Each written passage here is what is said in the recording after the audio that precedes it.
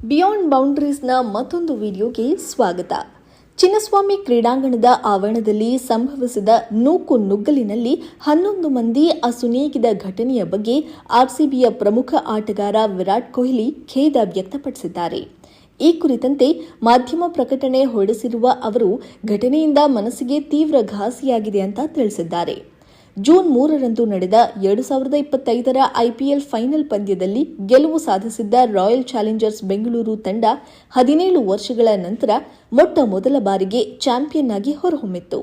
Tourney ಶುರುವಾಗಿ 17 ವರ್ಷಗಳಾದರೂ ಒಮ್ಮೆಯಾದರೂ cup ಗೆದ್ದಿಲ್ಲ ಎಂಬ ಆರ್ಸಿಬಿಯ ಕೋಟ್ಯಾಂತರ ಜನರ ಕೊರಗನ್ನ ಅದು ನೀಗಿಸಿತ್ತು.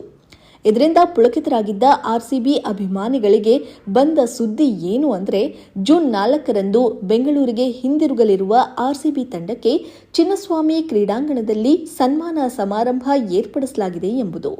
ಕ್ರೀಡಾಂಗಣಕ್ಕೆ ಪ್ರವೇಶವೂ ಉಚಿತವಾಗಿದ್ದರಿಂದ ಚಿನ್ನಸ್ವಾಮಿ ಕ್ರೀಡಾಂಗಣಕ್ಕೆ ನಿರೀಕ್ಷೆಗೂ ಮೀರಿ ಅಭಿಮಾನಿಗಳು ನುಗ್ಗಿದ್ರು. ಅಲ್ಲಿ ಉಂಟಾದ ಕಾಲ್ತುಳಿತದಿಂದಾಗಿ 11 ಮಂದಿ ಆರ್ಸಿಬಿ ಅಭಿಮಾನಿಗಳು ಸಾವಿಗೀಡಾಗಿದ್ರು. ಘಟನೆಯ ಬಗ್ಗೆ ಸಹಾನುಭೂತಿ ವ್ಯಕ್ತಪಡಿಸಿರುವ ಕೊಹ್ಲಿ, ಬೆಂಗಳೂರಲ್ಲಿ ನಮ್ಮ ತಂಡ ಆಗಮಿಸಿದಾಗ ಆ ಸಂಭ್ರಮವನ್ನ ಕಣ್ತುಂಬಿಕೊಳ್ಳಲು ಆಗಮಿಸಿದ್ದ ತಂಡದ ಅಭಿಮಾನಿಗಳಲ್ಲಿ ಹಲವಾರು ಮಂದಿ ದಾರುಣವಾದ ಸಾವು ಕಂಡಿರೋದು ಮಾಧ್ಯಮಗಳಲ್ಲಿ ವರದಿಯಾಗಿದೆ. ಅದನ್ನ ನೋಡಿದ ಕೂಡಲೇ ನನಗೆ ಬೇಸರ ಆಯಿತು. ಯಾರೇ ಆಗಲಿ ತಮ್ಮ ಸುರಕ್ಷತೆಗೆ ಮೊದಲ ಆದ್ಯತೆಯನ್ನ ನೀಡಬೇಕು. ಆರ್ಸಿಬಿಯ ಪ್ರತಿಯೊಬ್ಬ ಅಭಿಮಾನಿಯೂ ನಮಗೆ ಅಮೂಲ್ಯ ಅಂತ ಹೇಳಿದ್ದಾರೆ. ಇನ್ನು ಸಚಿನ್ ತೆಂಡೂಲ್ಕರ್ ಕೂಡ ಈ ಬಗ್ಗೆ ಮಾತನಾಡಿದ್ದಾರೆ. ಸಚಿನ್ ತೆಂಡೂಲ್ಕರ್ ಅವರು ಎಕ್ಸ್ನಲ್ಲಿ ತಮ್ಮ ಸಂತಾಪವನ್ನ ವ್ಯಕ್ತಪಡಿಸಿದ್ದಾರೆ. ಬೆಂಗಳೂರಿನ ಚಿನ್ನಸ್ವಾಮಿ ಕ್ರೀಡಾಂಗಣದಲ್ಲಿ ನಡೆದ ಘಟನೆ ಘೋರ ದುರಂತ. ಸಂತ್ರಸ್ತ ಕುಟುಂಬಗಳಿಗೆ ಸಂತಾಪ ಸೂಚಿಸ್ತೀನಿ. ಎಲ್ಲರಿಗೂ ಶಾಂತಿ ಮತ್ತು ಧೈರ್ಯ ಸಿಗಲಿ ಅಂತ ಸಚಿನ್ ಅವರು ಬರೆದುಕೊಂಡಿದ್ದಾರೆ.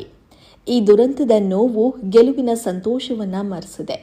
ನಾನು ಈ ಘಟನೆಯನ್ನ ಸಮರ್ಥಿಸಿಕೊಳ್ಳಲು ಬಯಸೋದಿಲ್ಲ. ನಮ್ಮ ಸರ್ಕಾರ ಈ ವಿಷಯದಲ್ಲಿ ರಾಜಕೀಯ ಮಾಡೋದಿಲ್ಲ.